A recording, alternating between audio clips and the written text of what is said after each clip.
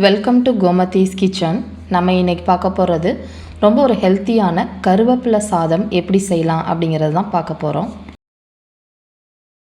கோமதிஸ் கிச்சனை சப்ஸ்கிரைப் பண்ணாதவங்க சப்ஸ்கிரைப் பட்டனை ப்ரெஸ் பண்ணுங்கள். உடனுக்குடனே அப்டேட் வேணும்னா பக்கத்தில் இருக்க பெல் பட்டனை மறக்காமல் ப்ரெஸ் பண்ணிக்கோங்க.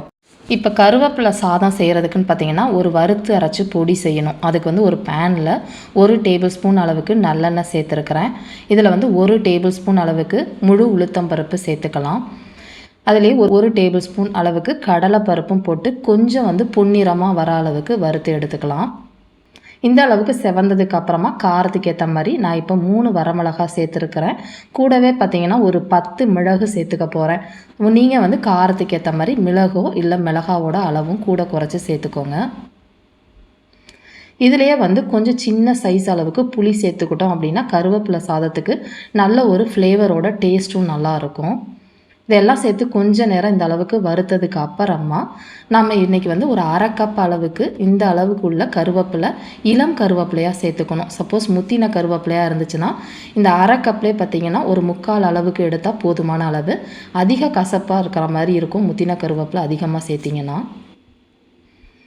இந்த அளவுக்கு நல்லா ட்ரையாக கருவேப்பிலை வறுத்து வந்துடணும். கடலைப்பருப்பும் பார்த்திங்கன்னா உளுத்தம் பருப்பும் நல்லா செவந்து பொன்னிறமாக இருக்கணும். இந்த ஸ்டேஜில் நம்ம அடுப்பை ஆஃப் பண்ணிவிட்டு கொஞ்சம் நேரம் ஆற வச்சதுக்கப்புறமா அரைச்சிக்கலாம். நல்லா ஆறுனதுக்கப்புறமாவே நீங்கள் மிக்சியில் அரைச்சிக்கோங்க, சூடாக அரைக்கிறத விட. இதில் எதுவும் நீங்கள் தண்ணி எதுவுமே ஊற்றாமல் கொஞ்சம் திருன்னு நல்லா பவுடராக அரைச்சி எடுத்துகிட்டு வந்துடுவோம். இந்த அளவுக்கு இருக்கிற பவுடரை பார்த்திங்கன்னா நீங்கள் ஃப்ரிட்ஜில் வச்சுக்கிட்டீங்க அப்படின்னா கூட 1 மாதம் அளவுக்கு கெட்டு போகாது. எவ்வளோ விருப்பப்படுறப்ப சாதத்தில் கொஞ்சமாக போட்டு நம்ம பிசைஞ்சு சாப்பிட்டாலே ரொம்பவே நல்லாயிருக்கும். இந்த இதுக்கு பார்த்திங்கன்னா நான் இப்போ ஒரு 3 கப் அளவுள்ள சாதம், மெஷரிங் கப்பில் 3 கப் அளவுள்ள பச்சரிசி சாதம் எடுத்து வச்சுருக்கிறேன். இதில் உப்பு போட்டே நான் வடித்து வச்சுருக்கிறேன். இந்த அளவுக்கு நல்லா பொலன்னு வடித்து எடுத்துட்டு ஆற வச்சதுக்கப்புறமா நம்ம சாதம் கிளற ஆரம்பிச்சிடலாம்.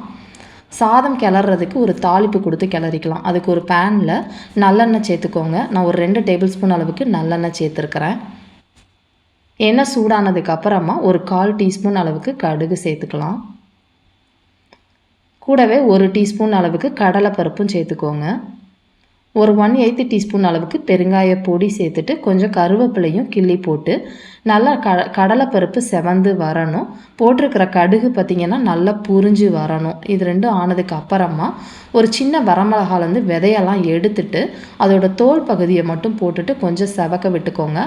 அந்த ஃப்ளேவர் கருவேப்பிலை சாதத்துக்கு ரொம்பவே நல்லாயிருக்கும். இதனால் காரம் எதுவும் உங்களுக்கு இருக்காது. இதில் ஒரு 1/8 டீஸ்பூன் அளவுக்கு மஞ்சத்தூள் போட்டுட்டு இப்போ நம்ம ஆற வச்ச சாதத்தை சேர்த்துக்கலாம். சாதத்தோட அளவுன்னு பார்த்திங்கன்னா பொடி 1 கப் அளவுள்ள மெஷரிங் கப்பில் சாதம் எடுத்தீங்க அப்படின்னா அதுக்கு ஒரு டேபிள் ஸ்பூன் அளவுக்கு இப்போ நம்ம வறுத்த அரைச்ச பொடி தேவைப்படும். உங்களுக்கு கொஞ்சம் அதிகமாக தேவைப்பட்டுச்சுன்னா நீங்கள் இன்னும் கொஞ்சம் கூட சேர்த்துக்கலாம். இப்போ 3 கப் சாதத்துக்கு 3 டேபிள் ஸ்பூன் அளவுக்கு நம்ம பொடியை சேர்த்துட்டு நல்லா கறி கொடுத்துக்கோங்க.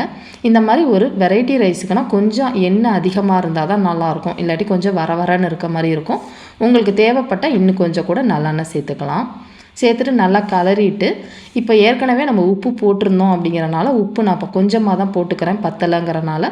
நீங்கள் சாதத்தில் உப்பு போட்டு வடிக்கலை அப்படின்னா இந்த ஸ்டேஜில் தேவையான அளவு உப்பு சேர்த்துக்கலாம். போட்டு நல்லா கலந்துட்டோம் அப்படின்னா ரொம்ப சுவையான ரொம்ப ஹெல்த்தியான கருவேப்பிலை சாதம் ரெடி ஆகிடுச்சு. இதே மாதிரி அளவுகளோடு நீங்களும் செஞ்சு பாருங்கள். செஞ்சு பார்த்துட்டு எப்படி இருக்குங்கிறத கமெண்ட் பண்ணுங்கள். வீடியோ பிடிச்சிருந்துச்சு அப்படின்னா லைக் பண்ணுங்கள், ஷேர் பண்ணுங்கள். மறக்காமல் சேனலை சப்ஸ்கிரைப் பண்ணி வச்சுக்கோங்க. தேங்க்ஸ் ஃபார் வாட்சிங்.